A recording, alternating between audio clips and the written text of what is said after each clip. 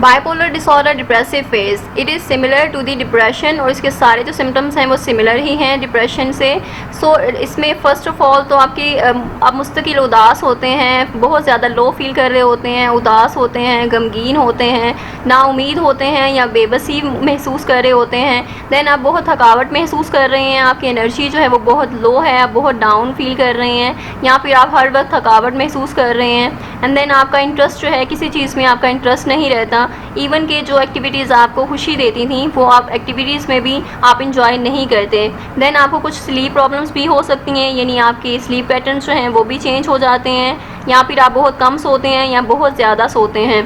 Then आपकी कुछ जो एपेटाइट है वो भी चेंज हो जाती है, यानी आपकी जो भूख है वो भी चेंज हो जाएगी, उसमें तब्दीलियाँ आएंगी, और कुछ वज़न है आपका वो भी तब्दील हो जाएगा। अगर आप बहुत ज़्यादा खा रहे हैं तो आपका वेट जो है वो पुट ऑन हो जाएगा, वेट ज़्यादा हो जाएगा। अगर आप बहुत कम खा रहे हैं देन आपका वेट जो है वो भी लो हो जाएगा, कम हो जाएगा।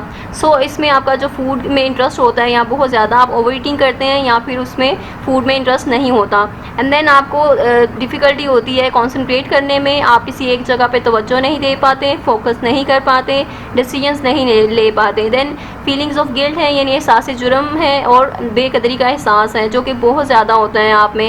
एंड देन आप में सुसाइड जो है वो उसकी थॉट्स आती हैं, और इवन कि आप सुसाइड अटैम्प्ट भी करने की कोशिश करते हैं। नेक्स्ट है कि इसमें बाइपोलर डिसऑर्डर में मैनिक और डिप्रेसिव फेज दोनों का होना ज़रूरी नहीं है, बल्कि उसकी जो सेवेरिटी है उसमें कमी आ सकती है, ठीक है, उसकी ड्यूरेशन जो है उसमें कमी आ सकती है दोनों फेजेस की, और ये हर पर्सन में जो है वो वेरी करता है, पर्सन टू पर्सन।